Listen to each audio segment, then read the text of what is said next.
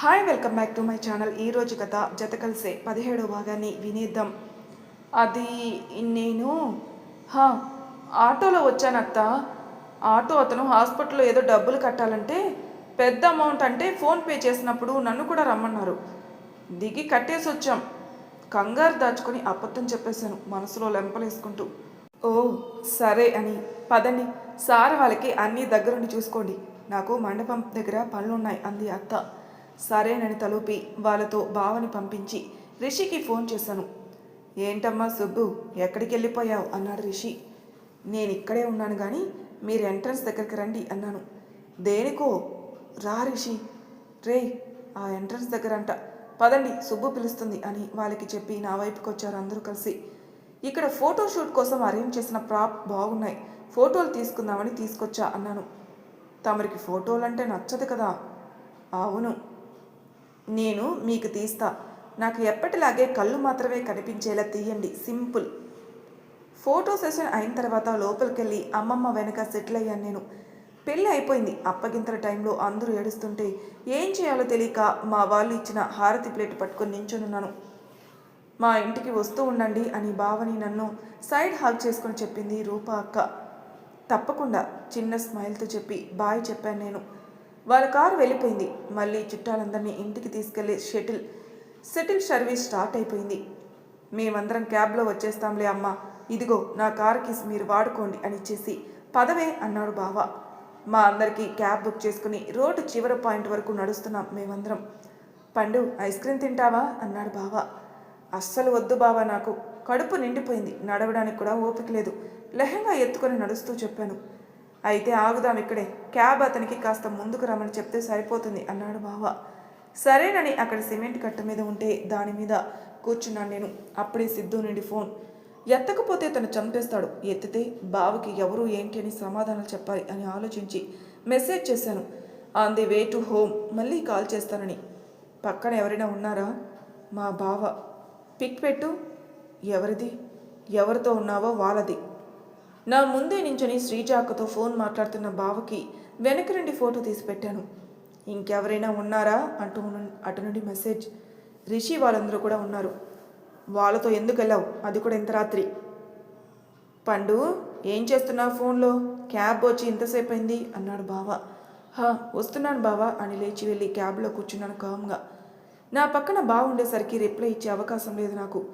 మేము ఇంటికి వెళ్ళేసరికి ఇంటి నిండా జనాలు. నా రూమ్లో కూడా ఎవరో పడుకునేసరికి దుప్పటి బొంతా తీసుకుని బయట వరండాలో పడుకున్నాను నేను. అప్పుడు గుర్తుకొచ్చి ఫోన్ తీశాను వెంటనే. అప్పటికే 100 మెసేజ్లు. మొదటిసారిగా నా ఫోన్ ముట్టాలంటే భయంగా ఉంది. అందులో ఉన్న మెసేజ్లు చదవాలంటే భయంగా ఉంది. అసలు సిద్ధార్థ్తో మాట్లాడాలంటేనే భయంగా ఉంది. నేను ఆన్లైన్లో ఉండడం కనిపించిందేమో, వెంటనే కాల్ చేశాడు. నెమ్మదిగా లిఫ్ట్ చేసి సిద్ధు అన్నాను.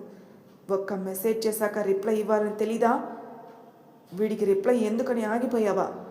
సిద్ధు ప్లీజ్, మా ఇంట్లో పెళ్ళి అవుతుంది, ఆ మాత్రం బిజీగా ఉండడం కామన్ కదా. పెళ్ళి నీకు కాదు కదా. ఓ గాడ్, రాత్రి అయింది, ఈ టైంలో మనం గొడవలు ఆడుకోవడం అవసరమా? సరే, రేపు కాలేజీకి వస్తున్నావా? రేపు మాట్లాడుకుందామైతే. Okay bye and take care. I love you చిత్ర.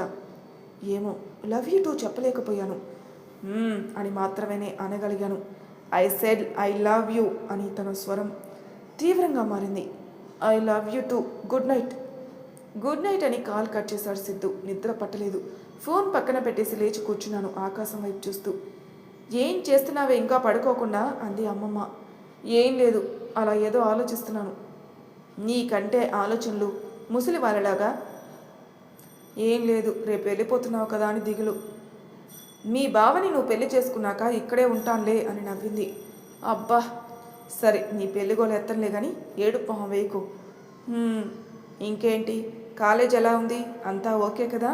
ఎవరైనా ఇబ్బంది పెడుతున్నారా అంది అమ్మమ్మ. లేదమ్మా, అంతా బాగానే ఉంది. చక్కగా చదువుకొని మంచి జాబ్ తెచ్చుకో. మన ఇంట్లో మీ జనరేషన్లో జాబ్ చేసే మొదటి ఆడపిల్లవి అవుతావు. మీ అమ్మ ఎంత చదువుకున్నా ఉద్యోగం చేయనని మొండికేసింది. నాకేమో ఉద్యోగం చేసే ఆడపిల్లలంటే అదొక ఇష్టం. నువ్వు మాత్రం మీ అమ్మలా మొండికేకు అంది అమ్మమ్మ. చిన్నగా నవ్వి ఉద్యోగం చెయ్యకపోతే ఎలా అన్నాను. బావతో ఎలా ఉంది? వాడు నిన్ను సరిగ్గా అర్థం చేసుకుంటున్నాడా? బావా బాగానే ఉంటున్నాడు. హా, నీకేం ఒంటరిగా అనిపించడం లేదు కదా? అనిపిస్తుంది. నువ్వు ఈ ఊరు వచ్చేయి కదా, మన ఇద్దరం ఒక చిన్న ఇల్లు అద్దెకి తీసుకుని ఉందాం ప్లీజ్ అని రిక్వెస్ట్ చేశాను. ఉండొచ్చే, కానీ నేను ఊరు దాటి వస్తే మన పొలాలు ఇల్లు అని అన్నీ ఎవరో ఒకరు చెప్పి రావాలి. కబ్జా చేసేస్తారు. మీ మామయ్య సహాయం చేయడానికి వచ్చి మొత్తం తీసుకుంటాడు, కానీ అవి నీ పేరు మీద రాయిస్తాను నేను. అందుకే ఆ ఊరు దాటి బయటికి రాను అంది. నువ్వు ఇలా మొండి పట్టుకొని కూర్చో, ఏవైనా అంటే మా అమ్మని అంటావు కానీ మా అమ్మ కంటే మొండిదానివి తెలుసా నువ్వు అన్నాను. చిన్నగా నవ్వుతూ, నువ్వు నాకంటే మొండిదానివి, సమయం వచ్చినప్పుడు నీకే తెలుస్తుందిలే అంది అమ్మమ్మ. నేను కాసేపు నీ ఒళ్ళు పడుకోనా? పర్మిషన్ అడుగుతావేంటే అని కసిరి దా అని నెమ్మదిగా నా తల నిమురుతూ, అందంగా ఉన్నావే, ఈరోజు ఎంతమంది దిష్టి కొట్టి ఉంటుందో. ఆ కాళ్ళకి రిషి ఇచ్చిన నల్లదారం కట్టుకో, నరదిష్టికి నాపరాలని కరిగించే శక్తి ఉంది అంటారు అంది అమ్మమ్మ. నిద్రమత్తులో చెప్పి తన కాళ్ళ చుట్టూ చేతులేసి పడుకున్నాను ప్రశాంతంగా. పొద్దున్న నేను లేచినప్పటికీ నా పక్కనే పడుకునింది బొంత మీద. తనకి మంచం ఉన్నా నేను కింద పడుకున్నానని కింద పడుకున్న మా హెడ్ మాస్టర్ అంటే ఇంకొంచెం ప్రేమ ముంచుకొచ్చేసింది. బెంగ ఎక్కువైంది. టైం అయిందా కాలేజీకి? లేదు ఇంకా, ఎండ తగిలి మెలక వచ్చేసింది. అయితే లేచి కిందికి పద, నీకు దిష్టి తీయాలి అని లేచింది మీదికి. వస్తాను అని నెమ్మదిగా ఆ బొంత అన్నిటినీ తీసి సర్దిపెట్టి కిందికి నడిచాను. నన్ను బావని పక్కపక్కనకు నించోబెట్టి ఒక 10 నిమిషాలు సుదీర్ఘ దిష్టి తీసే కార్యక్రమం పెట్టారు అత్త అమ్మమ్మ కలిపి. పదండి లోపలికి అంది అమ్మమ్మ. సరే అని నేను మీదికి వెళ్తుంటే, పండు ఒక్క నిమిషం అంది అత్త. దెబ్బకి వెళ్ళి హాల్లో కూర్చున్నాను నేను. ఈయన మా మేనమామ గారు అత్తయ్య, మీకు తెలిసే ఉంటారు. ఈయన దేవి ఉపాసకులు. మా ఇంట్లో అందరి పెళ్ళిళ్ళకి ఆయనే అన్నీ చూస్తారు. ఈయన కాశ్మీర్లో ఉంటారు, ఎప్పుడో కానీ రారు. అందుకే ఒక్కసారి వీళ్ళిద్దరిది జాతకాలు చూపిద్దామని అని మా ఇద్దరి జాతకాలు ఆయన చేతిలో పెట్టిన అత్త నా వైపు, నా జాతకం వైపే చూస్తూ, అమ్మాయికి టైం బాగోలేదు, పెళ్ళికి అస్సలు వయసు అప్పుడే కాదు, వెంటనే చెప్పేశారు ఆయన. అమ్మయ్య అనుకున్నాను నేను. బావ జాతకం చూసి అంతా బాగానే ఉంది, త్వరలోనే పెళ్లి జరిగే సూచనలు ఉన్నాయని చెప్పేసరికి బిక్కమొహం వేసి చూశాడు బావ నా వైపు. నవ్వు ఆగలేదు. బలవంతంగా నవ్వు ఆపుకుని కూర్చున్నాను. ఇద్దరికీ నచ్చుతుంది, కానీ పెళ్ళయ్యే సూచనలు లేవు. ఒకవేళ జరిగితే మంచి జంట అవుతారు. 4 ఏళ్ల తర్వాత కూడా మీకు ఇదే ఆలోచన ఉంటే అప్పుడు నిశ్చితార్థం చేసుకోండి అన్నారాయన. సరే అన్నట్టు తలూపి, అయ్య నోటితో బాగుంది అనంటే ఆ జంటకి తిరుగుండదు అత్తయ్య అంది అత్త గొప్పగా. చిన్నగా నవ్వి ఊరుకుని, టైం బాలేదు అంటున్నారు, ఏమైనా ఇబ్బంది అంది అమ్మమ్మ కొంచెం నసిగి. ఇబ్బంది అంటూ ఏం లేదమ్మా, ఒక విలువైన వస్తువు మన జీవితంలో ఎప్పటి నుంచో ఉన్నా దాని విలువ మనకి అవసరమైన క్షణం వచ్చినప్పుడే తెలుస్తుంది. అలానే ఆ విలువ తెలియజేయడానికి కొందరు మనుషులు, వస్తువులు మన జీవితంలోకి వస్తాయి. అది తెలియక వాళ్ళే మనకి ముఖ్యమని మనం అనుకుంటాం, వాళ్ళని కోరుకుని జరగలేదని బాధపడతాం. కానీ నీకు అతి విలువైన వజ్రం రాసి ఉన్నప్పుడు ఆ రంగురాలతో నువ్వేం చేసుకుంటావు తల్లి అన్నారు నా వైపే చూస్తూ. ఆ మాట సిద్ధార్థ్ గురించి అడిగినట్టు అనిపించింది నాకు. ఏ అలా మన్ను తిన్న పాములా కూర్చున్నావు, ఏదో ఒకటి చెప్పు అంది అమ్మమ్మ. అవును, ఆ రంగురాలను గుర్తుపట్టి దూరంగా ఉంచుతాను అన్నాను చిన్నగా నవ్వి. చిన్నపిల్ల తనింకా, అప్పుడే పెళ్ళి అంటూ ఎవరూ కంగారు పెట్టద్దు. ఒక్కటి మాత్రం చెప్పగలను, తనని రానిలా చూసుకునే అబ్బాయి వస్తాడు, గుండెల్లో పెట్టుకుని చూసుకుంటాడు. మీరు ఎక్కువ కంగారు పడకండి వదిన గారు అన్నారు అమ్మమ్మతో. చాలా సంతోషం, మీ నోటి వాక్యాన అదే నిజమైతే నాకు అదే చాలు అంది అమ్మమ్మ. తప్పకుండా అవుతుంది. అన్నిటికంటే ముఖ్యంగా తన జీవితంతో పాటు నలుగురి జీవితాల్ని ముందుకు తీసుకుని వెళ్ళే జాతకం తనది. మీరేం కంగారు పడకండి అని మనోవాంఛ పరిసిద్ధిరస్తు అని నన్ను దీవించి ఒడుగు చేసి పక్కన పడేసుకున్న జందెం వేసుకుని 3 సంధ్యా నమస్కారాలు చెయ్యి, అంతా మంచే జరుగుతుందని బావకి చెప్పి, ఇంక నేను వెళ్ళొస్తానమ్మా అని లేచారు అతను. నువ్వు వెళ్ళి త్వరగా స్నానం చేయి, కాలేజీకి టైం అయింది అంది అమ్మమ్మ. వెళ్తున్నాను. త్వరగా స్నానం చేసి అంతకంటే త్వరగా రెడీ అయి గబగబా కిందికి వెళ్ళేసరికి అందరికీ కలిపి టిఫిన్ చేస్తున్నారు అత్త, అమ్మమ్మ, పెద్దమ్మ.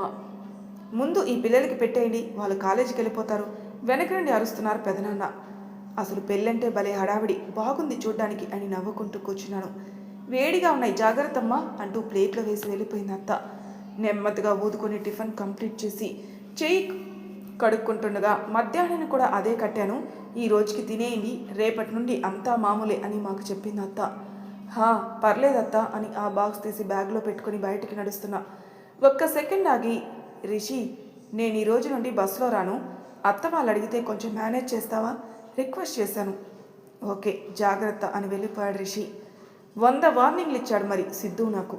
నేను వచ్చి పిక్ చేసుకునేంతవరకు అక్కడే ఉండు, రిషి వాళ్ళతో వెళ్ళకు అని. ఆ బస్టాప్లో అంతమంది మధ్యలో నాకెందుకు ఇవన్నీ అని తిట్టుకుంటూ కూర్చున్నాను. విజిల్ వేసి దా అన్నాడు సిద్ధు. కామ్గా వెళ్ళి కూర్చుని వెనక్కి ఎవరైనా ఉన్నారేమని ఒక్కసారి చూసి తల ముందుకు తిప్పేశాను. పెళ్ళి ఎలా అయింది? బాగానే అయింది. నిన్ను అందరూ చూసారా? నన్నెవరు చూస్తారు? ఏమో, మీరు రిషి లాంటోడు ఎవరైనా ఉంటారు కదా. నువ్వు ఊరికే తనని ఏదో ఒక మాట అంటూ ఉండకు సిద్ధు. తన వల్ల మనకేమైనా ఒక్కరోజైనా నష్టం జరిగిందా? ఎందుకంత నెగిటివ్గా తీసుకుంటావు తనని అన్నాను నెమ్మదిగా.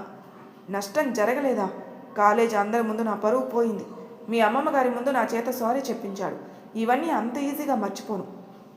అదే రిషి నిన్ను కాలేజీ నుండి డీబార్ కాకుండా కాపాడాడు, అది కూడా మర్చిపోకు. నీకు అలవాటే కదా వాడి వంత పాడడం. నేనేం మాట్లాడినా నీకు నచ్చదులే, వదిలే సిద్ధు అన్నాను. ప్రతిదానికి ఫీల్ అవుతావు కదా. నేను ఫీల్ అయినా నీకు పట్టదు కదా సిద్ధు. ఫీల్ అయ్యి అది నాకు పెట్టకపోతే నేను ఇలా నీకోసం వస్తానా? నువ్వు నా కోసం వెంటనే వస్తావు కాదనను, కానీ ఒక్క నిమిషం ఆ కోపంలో ఆలోచిస్తే నువ్వు ఆ మాట అనవు, నేను ఫీల్ అవ్వను. మళ్ళీ నా కోసం రావక్కర్లేదు కదా. సరే, రేపటి నుండి కోపం తగ్గించుకోవడానికే ప్రయత్నిస్తాను. గుడికెళ్ళి చేతికి కంకణం కట్టించుకో. రోజు అది చూసిన ప్రతిసారి నువ్వు దేవుడికి వేసిన మాట గుర్తొస్తుంది, కోపం తగ్గుతుంది. సరే, నువ్వు కూడా రా నాతో పాటు, నువ్వే కట్టు. నిన్ను చూసి కోపం తగ్గించుకుంటాను. నా కోసం తగ్గించుకుంటున్నావా? లేకపోతే నాకెవరూ ఎప్పుడూ చెప్పలేదు కోపం తగ్గించుకోమని. సరే, నేను వస్తాను. గుడ్ గర్ల్, తెలుసా నువ్వు? తెలుసు. చాలా బాగున్నావు నిన్న లంగా ఓణిలో. థ్యాంక్స్. కాలేజీలో నన్ను దింపి యు గో అన్నాడు సిద్ధు. ప్లీజ్ సిద్ధు, రోజు క్లాస్ మిస్ చేసుకుంటే చదువు ఎలా వస్తుంది? I get it. నువ్వు ఈ కాలేజీలో సీట్ తెచ్చుకున్నావంటే ఇంటెలిజెంట్వే, కానీ చదువుకున్నా ఉంటే ఎంత ఇంటెలిజెంట్ అయినా మార్క్స్ రావడం కష్టమే. అయినా మార్క్స్ గురించి పక్కన పెడితే క్లాస్ వింటేనే కదా కాన్సెప్ట్ బిల్డ్ అయ్యేది. రోజు ఇలా క్లాస్ మిస్ చేసుకోవద్దు అన్నాను. నువ్వు వింటున్నావు కదా, ఎగ్జామ్స్ వస్తే నాకు చెప్తావు కదా. చెప్తాను, బట్ నేను చెప్పేది ఫ్యాకల్టీ చెప్పేది ఒకటి కాదు కదా. జస్ట్ ఒక 3 to 4 days a వీక్ కాలేజీకి అటెండ్ అవ్వు అన్నాను. It's not my type. నీ ఇష్టం ఇంకా. ఆ తర్వాత నన్ను ఏమనకు అని వెళ్ళిపోయాను క్లాస్లోకి. నేను వెళ్ళిన కాసేపటికి బుద్ధిగా బుక్స్ పట్టుకొని వచ్చి కూర్చున్నాను నా వెనక. క్లాస్కి రాను అన్నావు అని మెసేజ్ చేశాను. మేడం ఫీల్ అయ్యారు కదా. నేనేం ఫీల్ అవ్వలేదు. అబద్ధాలు చెప్పకు, నిజమే. సరే. ఫోన్ పక్కన పెట్టేసి క్లాస్ వింటున్నా నేను. వెనక నుండి నా జడతో ఆడుకుంటూ సిద్ధు నన్ను డిస్టర్బ్ చేస్తుంటే క్లాస్కి ఎందుకు రమ్మన్నానా అని నా మీద నాకే కోపం వచ్చింది. వెనక్కి తిరిగి జడ వదలమని కళ్ళతోని చెప్పి ముందుకు తిరిగాను. తను వదలట్లేదు, కావాలని ఉంచుతున్నాడని అర్థమై ఏం రియాక్ట్ అవ్వకుండా ఉన్నాను కాసేపు. ఎప్పటికీ పట్టించుకోలేదని తనే వదిలేశాడు. అప్పుడే అర్థమైంది, మనం ఎంత పట్టించుకుంటే అంత ఇబ్బంది, అసలు పట్టించుకోకపోతే ప్రాబ్లం సాల్వ్. జడ ముందుకు వేసుకుని కూర్చొని క్లాస్ వింటూ సార్ వెళ్ళడమే ఓయ్ అని నన్ను లాగి, అంతలా వినేసేంత ఏముంది ఈ క్లాస్లో, ఇవన్నీ ఇంటర్లో చదువుకునేవేగా అన్నాడు సిద్ధు. అవును మరి. ఆయన మనకంటే ఏజ్లో నాలెడ్జ్లో పెద్దవారు. మనకి తెలియని టెక్నిక్స్ ట్రిక్స్ ఏమైనా ఉంటాయి కదా, అందుకే వింటున్నాను. నీ ఇష్టం అని ఫోన్ తీసి చాటింగ్ చేసుకుంటూ కూర్చున్నాడు. తనని అలానే వదిలేసి సార్ మధ్యలో ఆపేసిన సమ్ పూర్తి చేసి బ్యాగ్లో పెట్టేసి నెక్స్ట్ సబ్జెక్ట్ తీసి కూర్చున్నాను నేను. గాయ్స్, మేడం ఈరోజు లీవ్ అట, యూ కెన్ లీవ్ క్లాస్ అని మెసేజ్ చేశారు గ్రూప్లో. అమ్మయ్య అనుకోని లేచాను నేను. వెళ్దామా అన్నాడు సిద్ధు. గుడికి వెళ్దాం. ఏం గుడి? ఏ గుడిలో అయినా ఉండేది ఒకటే దేవుడు. ఈ ఫిలాసఫీలు బాగానే చెప్తావే. ఏదో అలా మీ దయలే. సరే పద అని దగ్గరలో ఉన్న అమ్మవారి టెంపుల్కి తీసుకుని వెళ్ళాడు సిద్ధార్థ్. అక్కడ దొరికే కంకణం కొని తనకి కట్టించి, నిజంగానే తనకి కోపం, ఈర్ష, జలసి, అనుమానం లాంటి అక్కర్లేని ఆలోచనలు తన మైండ్ నుండి పోవాలని కోరుకోవడం తప్పించి ఏం చేయలేను నేను. అది నా కోసం కాదు కదా, సిద్ధు కోసమే, తనకి మంచి జరగడం కోసమే అని కళ్ళు తెరిచి కుంకుమ పెట్టుకుని బయటకు వచ్చామిద్దరం. బయటికి వెళ్దామా అన్నాడు సిద్ధు. లేదు, నేను ఇంటికి వెళ్ళాలి. ఈరోజు మా అమ్మమ్మ వెళ్ళిపోతుంది, ఆవిడికి కంపెనీ ఇవ్వాలి అన్నాను. నీకు మీ అమ్మమ్మతో క్లోజ్నెస్ ఎక్కువ? నాకున్నది ఆవిడ మాత్రమే సిద్ధు. మా అమ్మ నాన్న చిన్నప్పుడే చనిపోయారు. నాకంటూ ఎవరైనా ఉన్నారంటే అది మా అమ్మమ్మ మాత్రమే అన్నాను. అదేంటి, నాకెప్పుడు చెప్పలేదు మీ పేరెంట్స్ చనిపోయారని? అప్పుడు అదంతా చెప్పాలని నాకు అనిపించలేదు. ఇప్పుడు చెప్పకుండా దాచి ఏమీ లేదు అనిపిస్తుంది అన్నాను ప్రసాదం తింటూ. సో మీ పేరెంట్స్ ఎలా చనిపోయారు?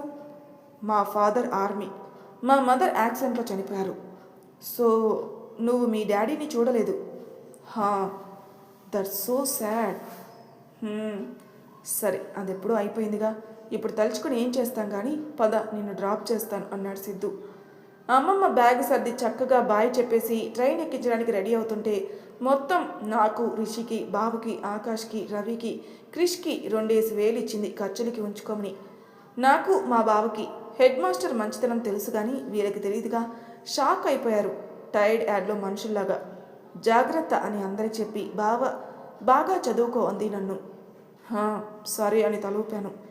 మీ అందరూ ఈసారి మా ఊరు రండి చూద్దురు అని వెళ్ళొస్తానని చెప్పి ట్రైన్ ఎక్కేసి బాయ్ చెప్పింది. బాయ్ అంటూ అందరం చెయ్యి తెగ ఊపేశాం. జాగ్రత్తగా ఇంటికి వెళ్ళండి, వెళ్ళగానే ఫోన్ చేయండి అని లోపలికి వెళ్ళిపోయింది. ట్రైన్ కదిలిపోయింది కూడా.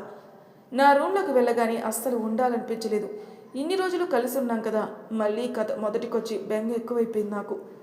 బన్నీ గారిని తీసుకొచ్చి నా రూమ్ డోర్ కొట్టాడు రిషి. రిషి అని డోర్ తీసి పక్కకు నడిచాను. సరదాగా వాక్కి వెళ్ళొద్దాం, రావచ్చు కదా అన్నాడు రిషి. మరి తర్వాయి భాగంలో ఏం జరుగుతుంది నెక్స్ట్ ఎపిసోడ్ తెలుసుకుందాం. అంతవరకు నా ఛానల్ సబ్స్క్రైబ్ చేయని వాళ్ళు ప్లీజ్ సబ్స్క్రైబ్ చేసుకోండి. లైక్ చేసి షేర్ చేయండి. మీ అభిప్రాయాలు నా కామెంట్ రూమ్లో తెలియచేయండి. Thank you for listening.